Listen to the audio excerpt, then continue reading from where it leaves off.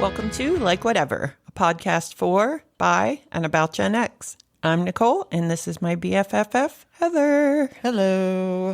So how has your week been? Okay, my mail count is officially over. Yay. I know. I'm Best excited. news ever. Yes, so now I get to stress out about my salary changing. Because Hopefully an increase. I hope so. But other than that, Yeah, I've just felt like a big dog turd all week. Like, yeah. I have a toothache, and a storm sat over us for like 3 days and gave me on the verge of a migraine. And these allergies, like my allergies are worse in the fall than in the spring. Mine too. So my whole body aches like I have a fever, but I don't have a fever. And yeah, I just feel pretty boopy. Yeah. But Besides the storm, the weather has been fantastic. it has. Just amazing. If it could be like this all year long, Yes. it would be great. Yeah. So where we are, it's been in the mid to upper 70s during the day and the 50s at night. So nice. It's been sunny. On the way down here, it was cloudy and windy, and I knew it was going to rain, but not because of the clouds and rain. Do you know why? Did your knee hurt? No. Why? Because all the cows were lying down. Oh, yeah. That is the thing, guys. I don't know. It is. It is. I don't know if you have cows where you live, but when it's going to rain, the cows are laying down. Yep. And if only half the cows are laying down, that's only a 50-50 shot that it's going to rain. Yeah. And I drive through a lot of country to get here and pass a lot of cows, and they were all the donkeys were standing up, the horses were standing up, the sheep were standing up, all the cows were laying down. It's like, oh, it's going to rain. Did you guys have cow tipping down here when you were a kid? You know that's a myth, right? Well, I haven't really thought about it. Like, it just popped into my head. But I grew up in the country surrounded by farm fields, livestock. And I always wanted, I swear people I went to high school with said they went cow tipping. It's an urban legend. I don't think it's physically possible to tip a cow over. Yeah, that makes sense now. I mean, I guess that the theory back then was they were sleeping at night, and you'd sneak up and push them, and they would just boop, fall over. Yeah. And I always wanted to go. But even if it was a real thing, I'm glad I never did, because That seems sad. it's, yeah. I mean, my undeveloped, immature brain thought it would be funny at the time, but I would feel really awful now if I had ever pushed cows over. Yeah, I think it's an urban legend. I don't think it's possible to push a cow over. Yeah, that makes sense. Yeah. That makes a lot of I sense. mean, you're going to wake them up as soon as you touch them. Yeah. And I think they probably lay down to sleep. And they probably hear you coming. They're a prey animal, so probably. On alert. The VMAs were last night. I didn't watch them. Oh, yeah, I did. Yeah, it's crazy how many people I just have absolutely no clue. Like, I didn't if you bother. want to feel old, watch the VMAs football ended, and I didn't feel like watching the after football show, so I was like, oh, let me put the red carpet on before it started. And there I literally know no one, because nobody famous, like Sabrina Carpenter, The Weeknd, none of those people are on the red carpet.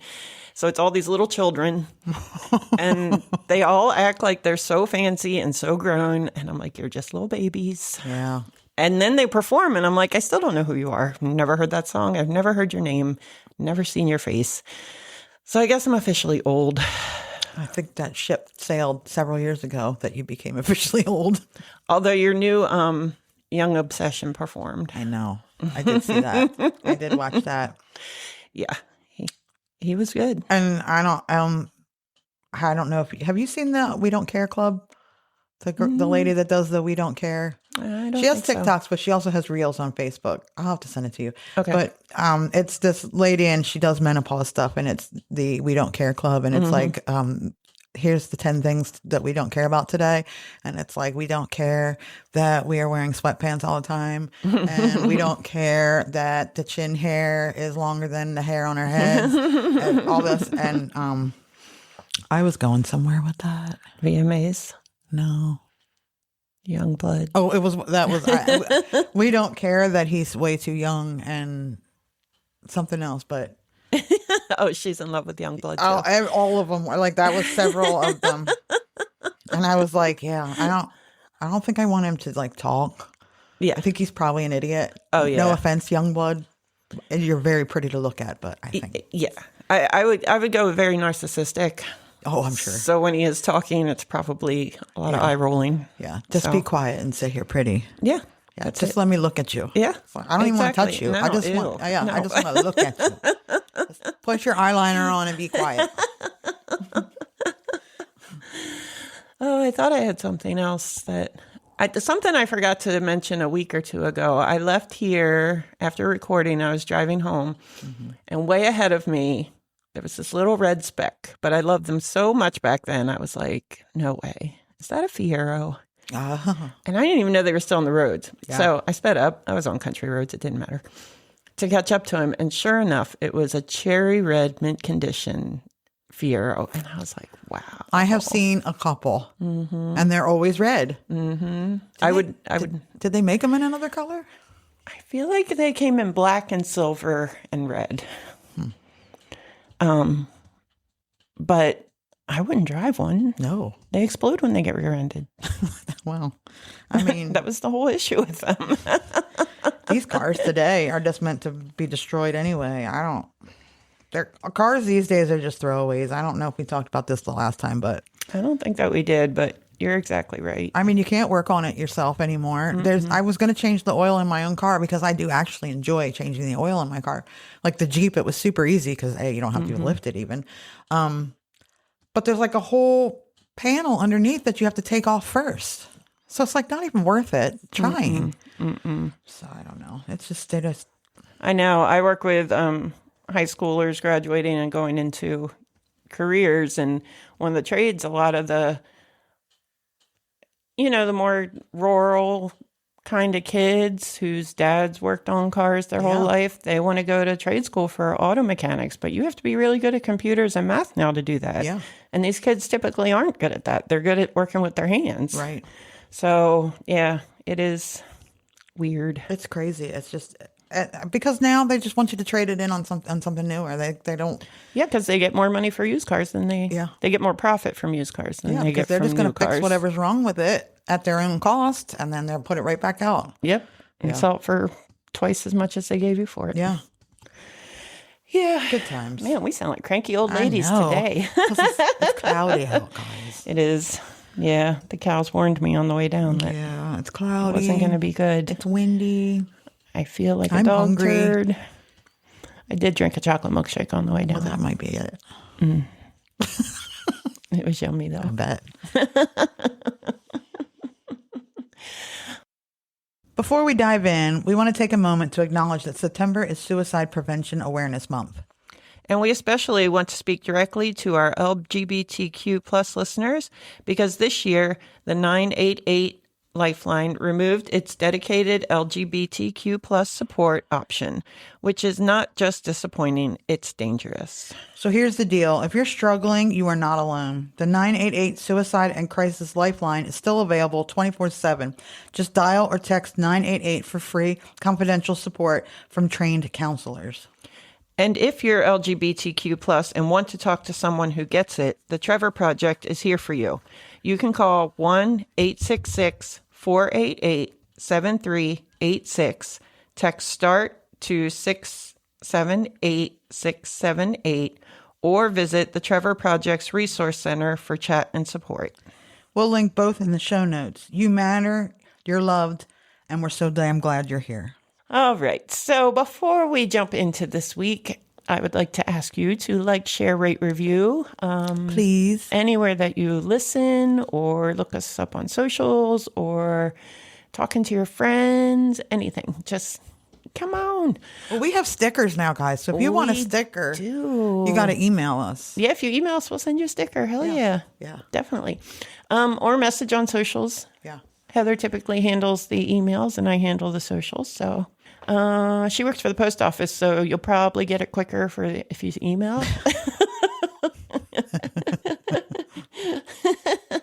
You can find us wherever you listen to podcasts. Follow us on all the socials at Like Whatever Pod. And we are on YouTube at Like Whatever. And you can send an email to likewhateverpod@gmail.com. Yep. So anyway, to this week, I've picked a topic that I have wanted to do for a while. I didn't really do it exactly the way I wanted to, but it's kind of the way it went. But let's fuck around and find out about fairy tales versus Disney movies. Yay! Disney's great and all, but I want to hear the grotesque origins. I know most of these, and I know that they are dark. Yeah. There's one that as much as I am fascinated with this stuff, I did not know this one part of it. The Little Mermaid? No, It's a Sleeping Beauty. Oh. Mm-hmm. I mean, that's problematic to begin with anyway now. Well, you just wait.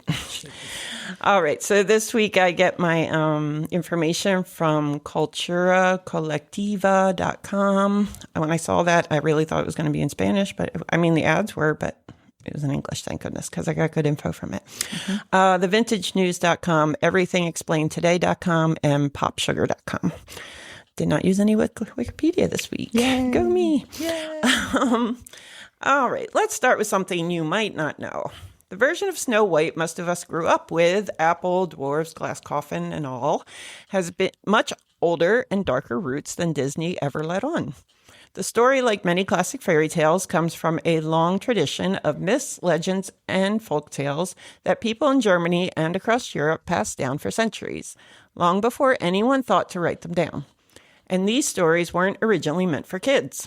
They were more like the Netflix dramas of the time, full of jealousy, danger, death, magic, and the occasional moral gut punch. Mm-hmm. Pre-1800s, people didn't really separate stories into neat categories like myth or folklore. You had tales about gods, which were myths, stories of old heroes who may or may not have actually lived, which are legends, and the more everyday, mysterious stuff that people just believed in, like forest spirits, witches, cursed places, and enchanted animals, which is folklore. These were passed down around in villages by the fire, at the market, over generations. Some were cautionary, others explained why the world was the way it was. But they were all part of how people made sense of things. A lot of these stories had very specific local roots. That's why you'll hear about haunted trees in one forest or a girl who vanished into a mountain in another. But what's wild is that the core of these stories, the themes, are super universal. Different versions of Cinderella, for example, show up in places as far apart as India, China, and Ireland. Interesting. Mm-hmm. I always wanted the little mice in Cinderella because they made her a dress. And they did. I like that. Yeah. I can't sew, so I need mice to do it for me. Yeah, and doing this research, I would pick a Disney movie that was really famous when we were kids and still are, but for us, now kids have so much to watch, but for Gen X, that was a big source of entertainment for us. And you could just talk for days about one of them, all the different stories from different areas and different times. Right. So I know, do you remember that Disney movies you could only get certain times? They would only release them on now. You got all of it and anytime you want, but back then you had to wait till Disney released, and then when they released it, that was it. They only released it for a couple weeks. Yep. For you to buy it on DVD. And then wasn't it 20 years it got put away again before they'd release it again? Put them in the vault. Yeah. Mm-hmm. Yeah. Mm-hmm. I do remember that. And then, it makes total sense. Nobody is better at hyping shit up for their own self than Disney. True that. Nobody is better than creating supply and demand than Disney. Mm-hmm. And, so. Yep. They got that going for them. Mm-hmm. Yeah. Now they just own a channel and they just buy up all the other channels. So everything you want to watch, you have to have Disney. Yeah. Jacob and Wilhelm Grimm were two German academics who lived in the early 1800s. During a time when Germany wasn't yet a unified country and Napoleon was marching across Europe, the Grimms believed that if they could collect and preserve these old folk stories, they'd be saving a kind of cultural soul, something that all Germans, no matter what region they came from, could share. They weren't the only ones doing this, but they were the most influential. They started asking around, especially women, who were known for being the keepers of oral stories. One of their biggest sources was a woman named Dorothea Weimann, who came from a family of French Huguenots, but lived in Hesse, Germany. It's probably just Hess. Hesse, Germany. Hesse, Germany. Her stories were so good, cohesive, vivid, consistent, that the Grimms ended up using a lot of them. But here's the twist. The first versions of the Grimm's children's and household tales were not kid-friendly. We're talking cannibalism, torture, burning shoes, death by red-hot iron. The stories were raw and intense, closer to what you'd hear in a tavern than in a nursery. Over time, the Grimms edited the stories, softening the violence, making them more moral, and adding Christian overtones. We just can't leave the Christian overtones out of anything. I know. It's so invasive.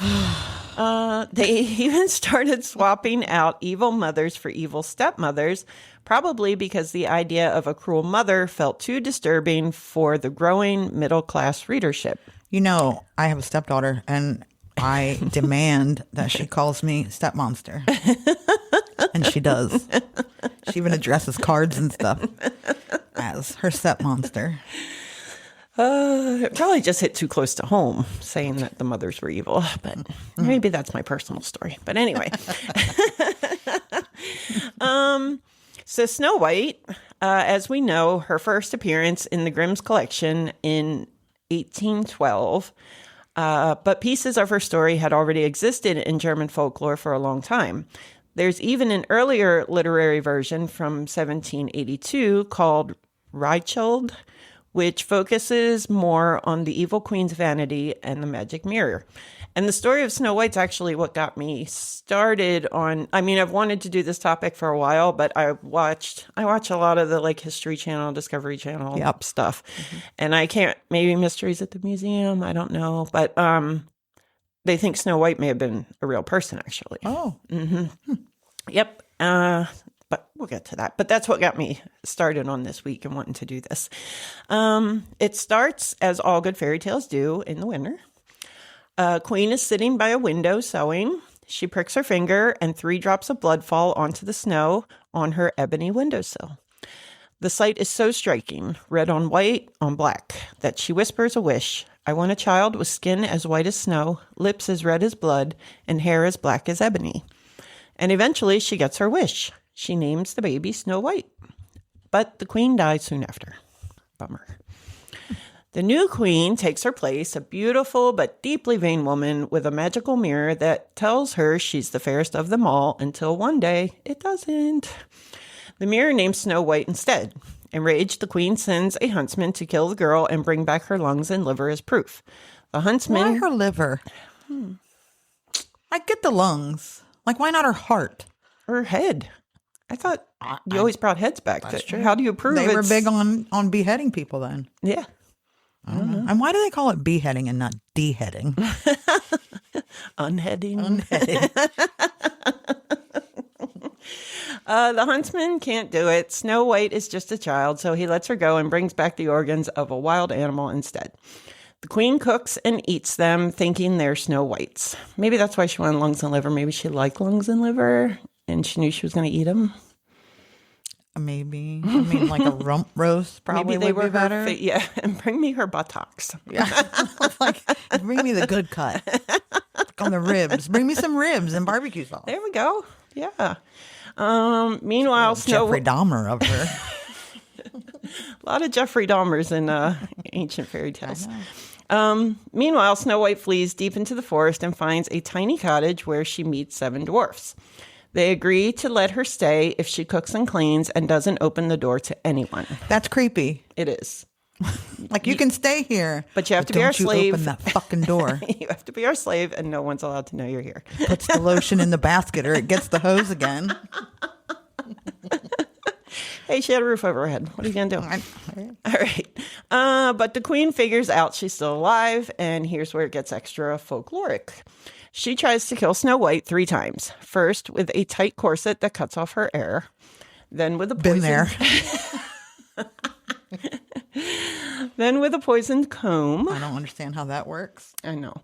And finally with a poisoned apple. one half harmless, one half deadly. The third time works.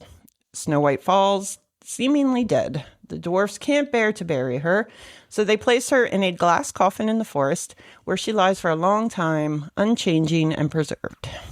That's also weird. Yeah. Mm-hmm. I mean, you would think like decay is going to happen if she's dead, and if she's not dead, you're not feeding her. What is happening? All right. Yeah. She's in a coma. Yeah. That's what it's called. They didn't know what comas were back then. When they're dwarfs that live in the forest. Eventually, a prince comes by, sees her, and instantly falls in love with her, despite her being dead, and asks the dwarves if he can take her with him. Hey, can I take that dead girl over there? I think I love her. And that's how necrophilia happens, kids. As his servants carry the coffin away, which they couldn't bear to bury her, but they're just going to hand her over to some random guy that comes around. Sure, go ahead, I guess. We're sick of looking at her. As they take the coffin away, they stumble, dislodging the piece of poisoned apple from her throat, and she wakes up. See, she was choking the entire time. The prince proposes on the spot, and Snow White says yes. Well, so that is a little different because in the Disney movie, he kisses her. Mm-hmm. So that's way creepy. Like, I mean, I can't wait to get to some of the other creepy stuff. Pretty much all creepy in this one. And I don't know if her yes to that proposal would stand up in court because she had just been in a coma for how long? Like, she probably didn't know what she was saying. Girl, you can get an annulment on that one. All right. The queen is invited to the wedding, not knowing whose it is. When she arrives and sees Snow White alive, she's forced to dance in red-hot iron shoes until she dies. That's random. All right. I don't really know how you're dancing when you have red-hot iron shoes on your feet. Oh, and I don't know. But why would you bother to dance? Like, yeah, you're going to die anyway. Why did they invite her?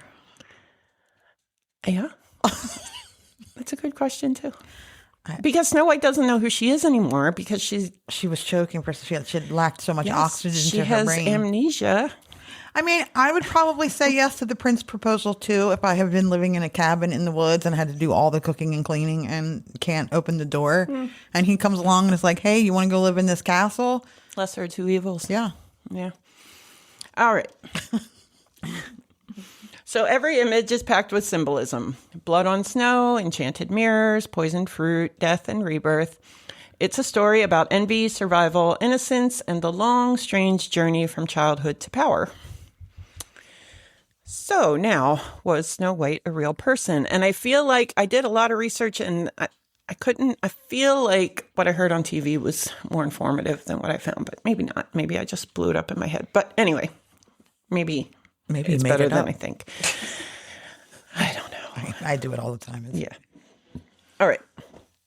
So here's where it gets even juicier. In 1994, a German historian named Eckhard Sander suggested that Snow White might have been based on a real woman, Margaret von Veldeck, a countess born in 1533. At 16, Margaret was sent away by her stepmother to live in Brussels, where she fell in love with a prince who would later become Prince II, or Philip II of Spain. Her parents weren't exactly thrilled. The match was politically inconvenient. And then she mysteriously died at 21, poisoned. And as far as the dwarfs, this is dark because Margaret's father owned copper mines where children worked in horrific conditions. The surviving kids were often stunted, deformed, and referred to as poor dwarfs. Huh. Yeah. So watch Snow White again and think about poor, deformed children. Yes. Abused children. Nice. See how much fun it is then. Then hi-ho. Even the poisoned apple might be grounded in real events. A man in the region was once arrested for handing out poisoned apples to children who stole from his orchard. Fucking kids. Fair enough. Hey, Don't steal apples from the orchard, you little Exactly. bastards. Yeah, I Go don't back care. into the mine. I don't care if you're starving. God, Damn it. fucking kids. I mean, have you ever seen how many apples a tree produces? You can spare you a can't. handful of kids grabbing an not apple. if you're an old man. It's a lot. Which was probably like 30 at the time. All right, so another contender as possibly being the real Snow White is Maria Sophia von Erthel, born in 1729 in Lohr, Bavaria. Her story also includes a not-so-nice stepmother and a family castle with a talking mirror. Not magical, but an acoustical novelty that could project sound crafted by a local mirror factory. Huh. Mm-hmm. Technology. I know, 1522. There's more. Oh, no, that was 1729. My bad. Really not much difference. No. Just outside Lohr is a mining town called Bieber. Not that Bieber. Set among 7 hills. The tunnels were so small that only very short workers could fit. Many of them wore bright hooded clothing. Sounds familiar, right? Jockeys. Exactly. Even the glass coffin might connect to the region's famous glassworks. The deadly nightshade grows wild in the area, so maybe Snow White is part Margaret, part Maria Sophia, or maybe she's a little bit of every girl whose story got folded into the folklore along the way. That's what folktales do. They blend truth, legend, and imagination until you can't tell where one ends and the other begins. Fairy tales are never just what they seem. You can read Snow White as a simple story about good triumphing over evil, but once you peel back the layers, it's a web of symbolism, coded messages about human nature growing up, danger, purity, and power. Here's a closer look at what some of those elements might really mean. The apple is one of the oldest symbols in mythology and religious imagery. Think back to Eve in the Garden of Eden. Goddamn Eve eating the motherfucking apple. Damn it. Bitch. All our problems would not just magically have gone away if she didn't want some damn apple. Yeah. God forbid she was hungry. I don't even like apples. Any other fruit, Eve. Any other fruit. In Snow White, the poisoned apple is the final trap, and it's not just any poison, it's hidden inside beauty. That's the key. Mm-hmm. It represents temptation, but also deception. Something can look shiny, perfect, delicious, but it may carry danger deep inside. It's the classic too good to be true moment. Some scholars argue it's about growing up, that bittersweet moment when innocence meets danger and you can't uneat the apple. I didn't get innocence meets danger. Is that what growing up is? I mean, in some cases, I suppose. I think stranger danger would be right in that wheelhouse. I have some puppies for you. Okay. That's danger.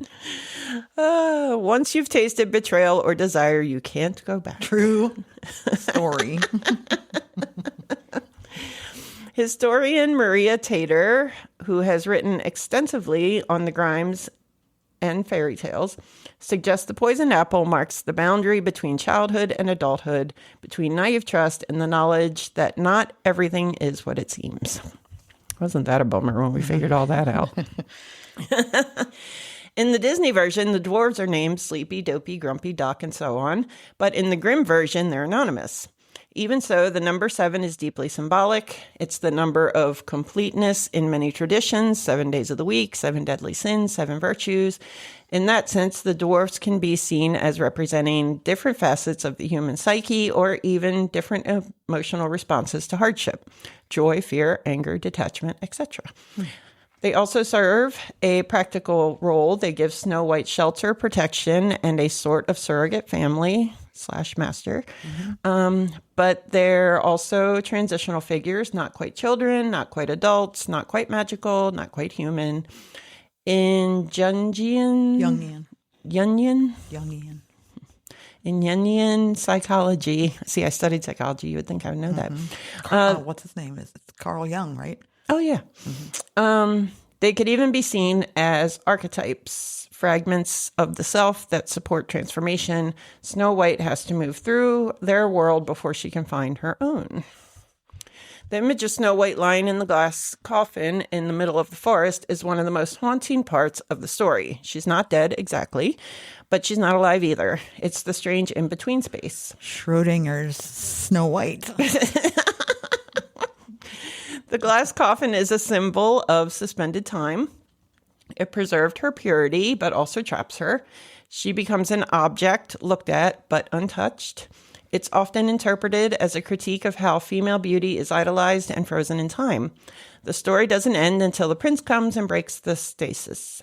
Some literary critics point out that the part of the story reflects a kind of ritual death and rebirth, a symbolic transformation that has to happen before Snow White can truly become a woman with autonomy and power. I don't think women had autonomy back then. It's the 1700s. Shit, it's 2025 and we don't have autonomy. Exactly. One of the first lines in Grimm's version is iconic. The queen pricks her finger and sees 3 colors, red, white, and black. These aren't random. These are symbolic anchors that show up again and again in European folklore. Red stands for life, blood, desire, and passion. White is innocence, purity, virginity, but also stillness, snow, and coldness. And black is death, mystery, evil, and the unconscious. Which is why Heather likes black the best. Yeah. Together, these 3 colors map out the entire emotional landscape of the story. Snow White herself embodies all 3. She is the innocent girl, which is the white color, who faces danger and death, which is black, but ultimately reclaims life and passion, which is red. It's a symbolic transformation from child to adult, light to dark, and back again. We don't always walk around analyzing color palettes or dreaming of poisoned apples, but these symbols still speak to us. They show up in art, books, movies, even our language. You might not dream about poisoned apples, but... Just a quick shout out to one of our favorite sponsors, Old Glory. If your wardrobe is 40% pop culture references and 60% emotional baggage, they've got you covered. They've got band tees, horror merch, feminist icons, retro cartoons, basically everything you wish you still had from your high school closet, but now in adult sizes and emotional stability. Use code LikeWhatever for 15% off at oldglory.com because nostalgia should be wearable and slightly ironic. All right, so next we are going to move on to the beautiful magical little story of Cinderella. Cinderella, dressed in yellow. So Cinderella, the Disney version, comes from a Brothers Grimm fairy tale called The Little Ash Girl. Mm-hmm. It starts out as you would expect. The mother dies, father remarries. This name. Yeah, I looked it up even. I'm going to say Aschenputtel. Okay. Because it's good. Fun. Becomes a servant, which Aschenputtel is the little Ash girl. Yeah, I'm going to call her Ash. There you go. There we go. Ash becomes a servant, but remains good and kind. When the father goes on a journey, the stepsisters demand costly gifts, while Ash asks only for the first twig to knock his hat off. She plants this on her mother's grave, and a hazel tree grows. I don't think that's how trees grow, but anyway. Ash prays beneath the tree, and a white bird throws down to her whatever she wishes for. I'm going to find this white bird. Yeah, exactly. I got a lot of wishes. Next time you get a twig in your bonnet, give it to me so we can plant that tree. Okay. I got to get a bonnet. She does wear bonnets. No, she doesn't. All right. This story provides us with our first glimpse of animal helpers, an element that became such a mainstream for Disney cartoons. When Ash asks to go to the ball, the stepmother throws some lentils into the ashes and declares that she can only go to the ball if she cleans them up in 2 hours. I mean, how many? Wait a second. She threw lentils into the fire? Into the ashes. Okay, but can't you just scoop all that up and be like, ta-da? Like, why is I don't get it. I don't get it either. And how many lentils was it? And did they really have a concept of 2 hours back then for her to she didn't have a stopwatch to time her. Well, I guess when the watch sand. The sun. Oh, yeah. The sand too. I forgot about that. Yeah. All right. Ash does so with the help of some doves and pigeons. that come when she sings. Of course, she's still not allowed to go to the ball, even when she cleans up another lentil spillage. That's some serious spillage with the lentils. This lady needs a better container for her lentils. Buy some Tupperware. It burps. In the Grimm's version, the prince hosts 3 balls, and the hazel tree provides Ash with 3 ever more beautiful dresses to attend each one. Now you really need the tree to give you pretty ball dresses. I know. Nothing I like more than a pretty ball dress. No, it is true. But after that, things start to take a dark turn. When the prince visits the house with the slipper for the daughters to try on, the eldest goes first. The eldest went with the shoe into her room and wanted to try it on, but her mother stood by. But she could not get her big toe into it, and the shoe was too small for her. Then her mother gave her a knife and said, "Cut the toe off. When thou art queen, thou wilt have no more need to go on foot." Look, I am not going to lie.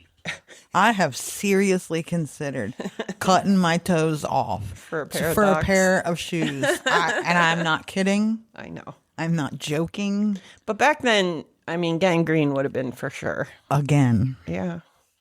The right fucking shoe. You know, because I have big feet. We are cursed with big feet. We have big feet, and they don't have cute shoes in big foot sizes. They don't. And shoes that look cute aren't cute anymore when you get them to our size. No, well, they look like clown shoes. Yeah, exactly. So if I could cut my toes off and have smaller feet, then I could wear cute shoes. So the maiden cut off her toe, forced the foot into the shoe, swollen with pain. Yep. And went out to the king's son. Then he took her on his horse as his bride and rode away with her. This dastardly scheme might have worked if it wasn't for the fact that the pair rode past the grave of Ash's mother. 2 birds rose up from the hazel tree and told the prince to look at the blood dripping from his bride's shoe. Were they pigeons? Because they are rats. Yeah, exactly. They're like, yo, look Check down. out her shoe. Look down. Yo, bro. When it is time for the second sister to try on the shoe, her mother instructs her to cut off a bit of her heel so it will fit. Although the girl does so, the birds betray her again. When Ash is finally on the prince's horse and heading for the palace, the 2 birds fly down to sit on her shoulders. They're like, hee. It's this one, dude. In Grimm's version, Ash happily ever after comes with a hefty dose of vengeance. In a coda that was included in the second edition that was published in 1819, the 2 stepsisters turn up at the wedding and try to worm their way into Ash's good favor.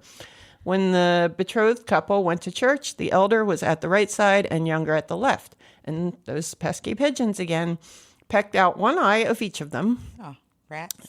Afterwards, as they came back, the elder was at the left and the younger at the right. And the pigeons pecked out the other eyes. Smart. Those girls were smart. And thus, for their wickedness and falsehood, they were punished with blindness as long as they lived. Okay, also, like, I get it that you're pissed off at these 2, but then you just sit there and watch while birds peck out their eyes? At your wedding. Yeah. And then they move sides so that there's blood running out of the pecked out side. And they're like, hey, let's just switch sides. And then birds come again and pick up. And you just, anybody object here? Or? Well, apparently they're just oblivious to blood because the one sister came hobbling out with her toe cut off, rammed into a shoe that doesn't fit her. And the prince was like, hey, let's go. And threw her on the horse and headed out. So, Man. Not very observant, sounds like. All right. Yeah. So that was the story of Cinderella.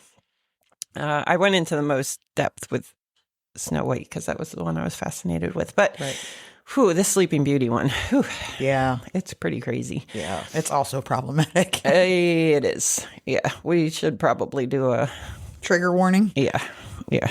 We should. Sexual assault. Yeah. Of course. So anyway, so Sleeping Beauty comes from a fairy tale that was called Sun, Moon, and Talia. After the birth of a great lord's daughter, Talia, wise men and astrologers cast the child's horoscope and predicted that Talia would be endangered by a splinter of flax. Yep. To protect his daughter, the father commanded that no flax would ever be brought into his house. Years later, Talia sees an old man spinning flax on a spindle. She asks the woman if she can stretch the flax herself, but as soon as she begins to spin, a splinter of flax gets stuck under her fingernail, which just sounds so painful, and she collapses in sleep. Unable to stand the thought of burying his daughter, Talia's father puts his daughter in one of his country estates. They got a real issue with burying people. Yeah. Don't let it go. I mean, they had to have gotten stinky real quick back then. Although they were frozen in time, apparently. So, sometime later, here we go. A king who is out hunting in the nearby woodlands follows his falcon into the house. He finds Talia. Overcome with her beauty, he tries unsuccessfully to wake her, and then, crying aloud, he beheld her charms and felt his blood course hotly through his veins, if you know what I'm saying. He lifted her in his arms and carried her to a bed where he gathered the first fruits of love. So those are all really pretty words to say he raped her. Afterwards, he leaves her on the bed, typical, and returns to his own city. Talia becomes pregnant, and after 9 months, while still deeply asleep, gives birth to twins, a boy and a girl. Y'all didn't know Cinderella was about this, did ya? Snow White. Or Sleeping Beauty. Sleeping Beauty, I meant, yeah. One day, the girl cannot find her mother's breast. Instead, she begins to suck her finger and draws the flax splinter out. So nobody thought about trying to pull the splinter out. Nobody was like, wait, I bet there's a... Hold on. Somebody said that she was going to get a splinter and die. And now she's dead. So maybe if we check the splinter situation. Well, I mean, she wasn't dead because she did become pregnant by rape. Well, So. you know what I mean. Like, she was in a coma, I guess. Yeah, it's still blowing my mind to read this. Like, how... I don't know. People are sick. People have always been sick. Good thing we have science now. Yeah. Anyway, Talia awakens immediately and names her beloved children Sun and Moon and lives with them in the house. The king returns to find Talia awake, revealing to her that he is the father, because he raped her, to her twin children. The two fall in love.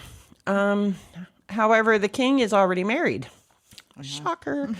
And one night he calls out the names of Talia, Sun, and Moon in his sleep. His wife, the queen, hears him and forces the king's secretary to tell her everything, and then, using a forged message, has Talia's children brought to court. She orders the cook to kill the children and serve them to the king. Really have a thing about it. Yeah. Cannibalism. Lots of Jeffrey Dahmers. But the cook hides them. I think I actually read somewhere else that he took them to his wife and they took care of him. But anyway, not that this story is true. But the cook hides them and goes on to cook 2 lambs instead. The queen taunts the king while he eats the meal, unaware of the cook's exchange. Then the queen brings Talia to court. She commands that a huge fire be lit in the courtyard and that Talia be thrown into the flames. Talia asks the queen to allow her to take off her fine garments first. The queen agrees. Talia undresses and utters screams of grief with each piece of clothing. The king hears Talia's screams and goes to her, where his wife tells him that Talia will be burned and that he has unknowingly eaten his own children. The king, joke's on you. The king, realizing all the ruse, commands that his wife, his secretary, and the cook be thrown into the fire instead. But the cook explains how he had saved Sun and Moon and fed the king 2 lambs instead. Talia and the king marry, and the cook is promoted to royal chamberlain. Whoa, bro. I didn't cook no kids. See, it was a happy ending anyway. It was lamb. The cook, happy ending for the cook.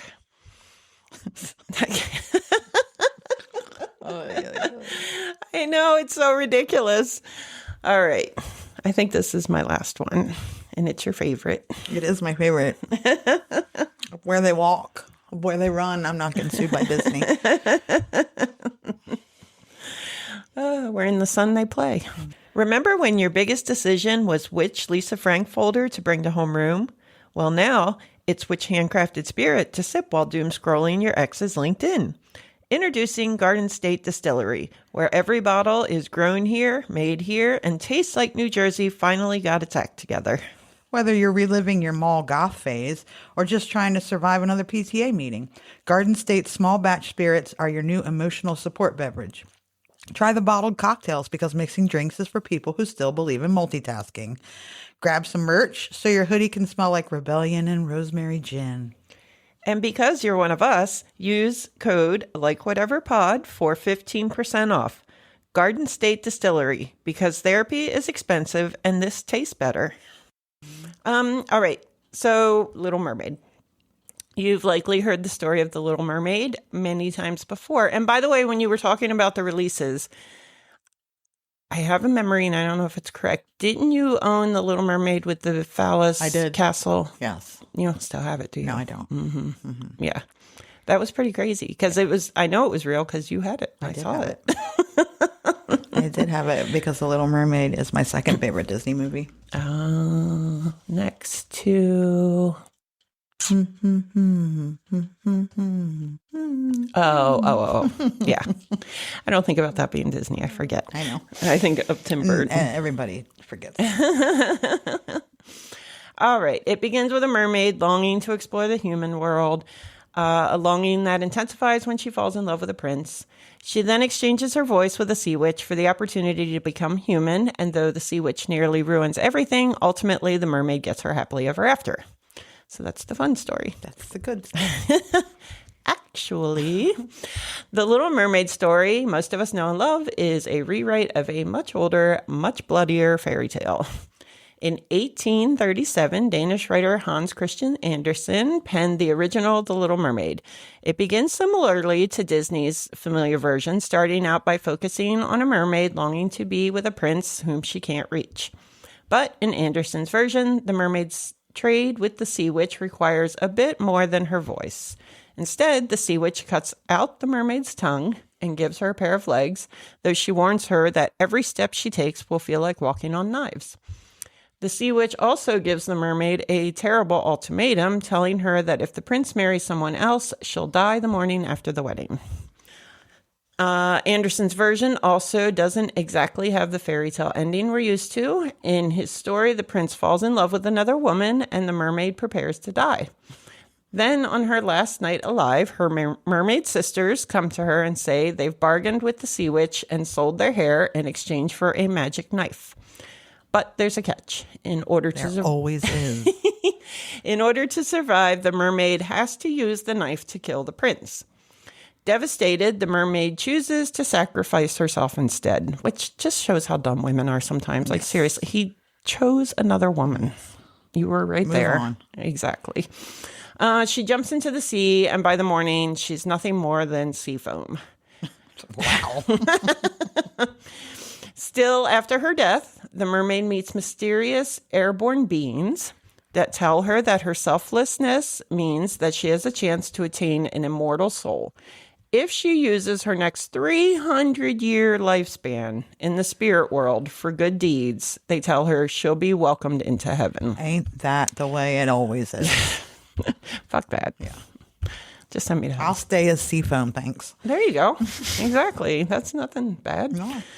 Intriguingly, the tragic tale may have been inspired by Andersen's real-life heartbreak. Just before Andersen wrote The Little Mermaid, he learned that his longtime friend, Edvard Collin, was engaged to a woman. For years, Andersen had been writing Collin letters that expressed romantic feelings towards him. I languish for you as a pretty Calabrian wench. My sentiments for you are those of a woman. Andersen wrote in one letter, the femininity of my nature and our friendship must remain a mystery. Through that lens, Andersen's story can be read as a metaphor for suppressed queer desire. Yeah. Mm-hmm. Yeah, I never heard up that. Where they walk, up where they run, yeah, up where they stay all day in the sun. I want to be where the people are. I mean, you know who Ursula is modeled after, right? I feel like I read that because I read a lot of stuff and I was trying to find like the stories I like the best. Mm-hmm. Divine. Oh. Mm-hmm. Mm-hmm. Mm-hmm. Mm-hmm. All right. So why do we tell these stories? If you think about it, folk tales are one of the oldest tools we have for understanding the world. Long before we had schools, science, or therapy, we had stories. They were how people passed on knowledge, warned each other about danger, tried to explain death and love and fear and joy, and how they made sense of what couldn't be controlled. Folk tales are kind of like the collective diary of a community. You can read a story and immediately get a feel for what a society valued or feared. In a time when famine was real and kids didn't always make it to adulthood, it makes sense that so many stories are about hunger, survival, and abandonment. Or why forests are scary, magical places, because in medieval Europe they were. I think they still are. They were full of wolves, bandits, and the unknown. I think they still are. So stories didn't just entertain, they helped people prepare. And that reminded me that one story that I didn't do because there are just so many versions of it and I just couldn't make it work. Hansel and Gretel. Yeah. Like that story is crazy. Yes. And it took place during a famine. So people were literally abandoning their children, eating their own children. I think that is based on a true story, isn't it? It is. It's similar. It is. It is based on, and like I said, I read a lot about it and I have a terrible memory, so I don't remember exactly when, but there is a specific period in time where there was a famine. I want to say it was like the 1200s. It was like a long time ago. And that really was happening. Like people had to make that choice. Like I read that like older people were starving to death so the younger people could have the food. Mm-hmm. Literally, mothers were eating their children. Yeah. They were abandoning them in the woods, all that kind of stuff. Yeah, so. I want to say the last podcast on the left did an episode about the real life Hansel and Gretel. Mm-hmm. Mm-hmm. Yep, but everything's so old and there's so many stories. Like it was just, or I could have done, like you said, they did an entire episode on that. I think they did. Mm-hmm. They also reinforce social values, which I don't see any social values pretty much in any of these. No. Well, I mean, maybe at the time.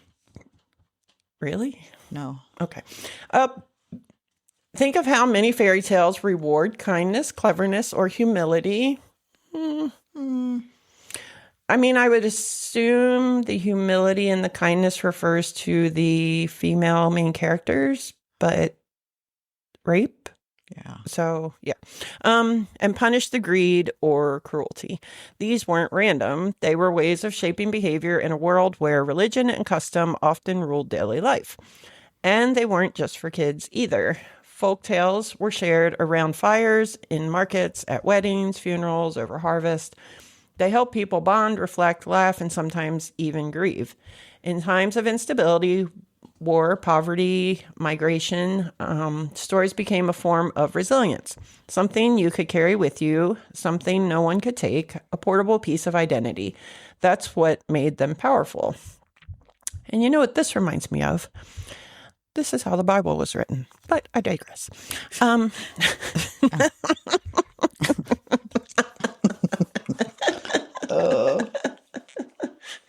Seriously, it's all folklore that was just passed down around fires. With you. I know. Sorry. I have the right. I was tortured in the church for. I agree with you 100%. It's all made up. All right. So in the end, Snow White, like so many folk tales, is more than just an old story with a poisoned apple and a prince. It's a mirror of the world that made it. A little fragment of memory passed from mouth to mouth, reshaped by the people who needed it most.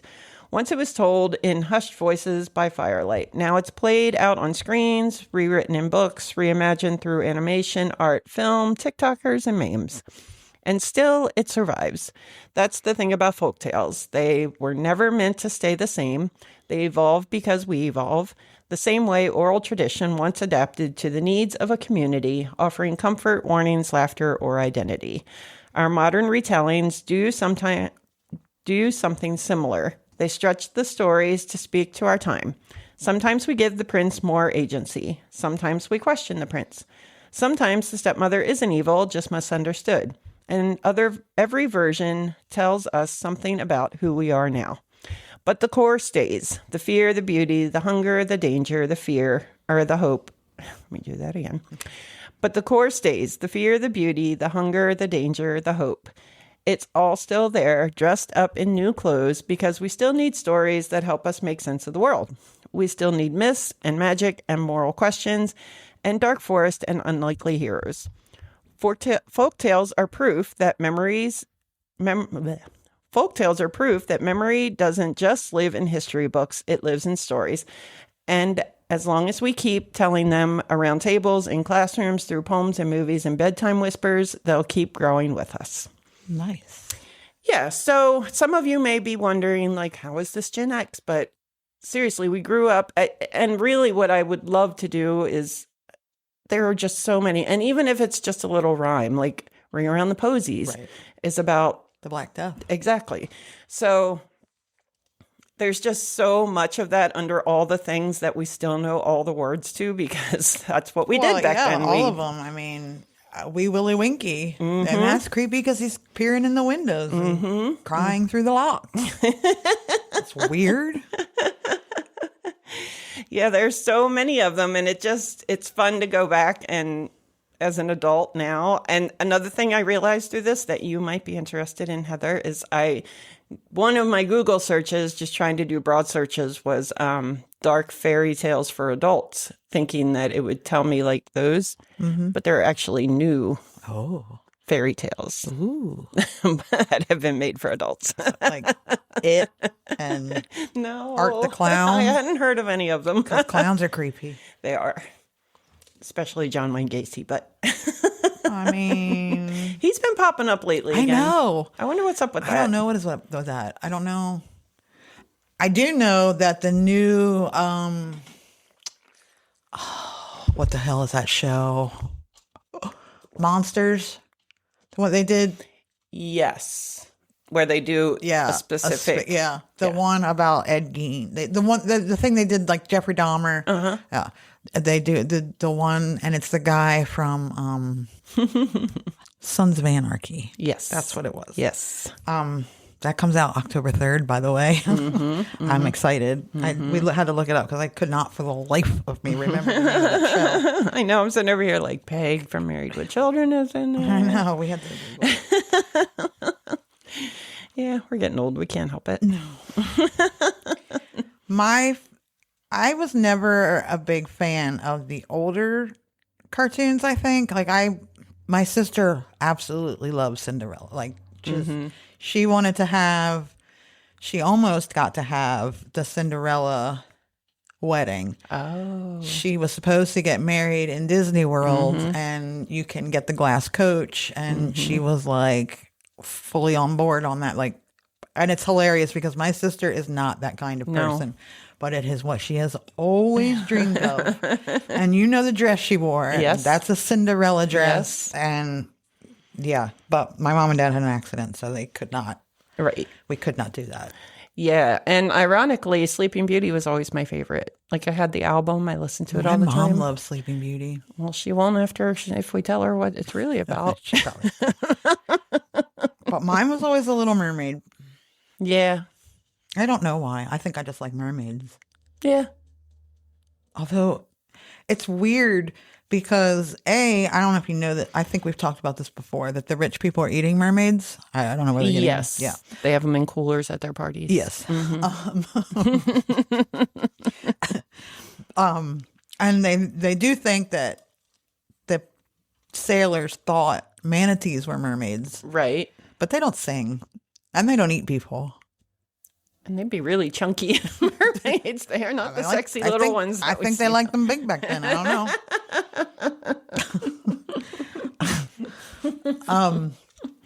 They also, I just am like my whole thing. I am fascinated with mermaids anyway. Like that whole siren song. But then again, I like anything that screams like that. Like I love banshees. They're my favorites. And I feel like mermaids are one of the more, they feel more like they could be real. Yeah. Than a lot of the other mythical creatures. And I think Bigfoot's probably the Trolls. most likely one to be real, but Yeah, but he's just some form of giant ape. Yeah. He's just Neanderthal that just didn't die out. Yeah, I think I just love the whole concept of a mermaid. It is pretty neat. Yeah. And I could understand where sailors, I mean, you've got to go batshit crazy just out on a ship for Yeah. all And I that mean, time. think about like just living at the beach. When you're on the beach at night, like there is like a whistle, the wind makes and blowing through reeds and stuff like that. Yep. So you can hear where there would be some kind of a siren song. And they didn't have lighthouses most of the time. So they would crash into the rocks. And we've both spent time out on a boat. You just out of the corner of your eye see something, or you're not sure what it was you just saw. Yeah.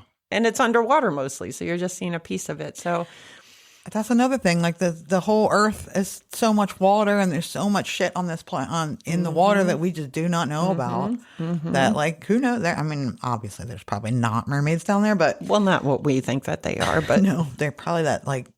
Oh, who had the mermaid skeleton? Was it Ringling? Yeah. Had the mermaid skeleton. Yes. And it was just a fish and a monkey. Yes. Poor monkey. People paid to see that shit though. I don't know. I always liked the Little Mermaid. Yeah. But my sister likes Cinderella and my mom likes Sleeping Beauty. And Snow White. Yeah. She was never my favorite. I didn't like her dress. I think that was it. That's it. She was a little too peasant-y Yeah, looking. I didn't care for like the big puffy sleeves. I'm not She a had puffy short sleeve. hair. Yeah, I mean, I like the bob. Yeah. I don't know. The doors were weird. Yeah, that's kind of creepy. And now we know they were just deformed children that worked their minds. So, you know. Creepier. Well, that was great. Thank you Yeah, you're welcome. for that I entertainment. had fun researching that. That was fun. I hope everybody learned something. The more you know. Thank you for listening. Thank you. You can like, share, rate, review. Please. Find us where you listen to the podcasts. Tell a friend. Follow us on all the socials at Like Whatever Pod. Don't forget, if you want a sticker, send us an email or something on the socials. Or you can send us an email about why you think mermaids are real to likewhateverpod@gmail.com, or don't, like whatever. Whatever. Bye. Bye. Life will take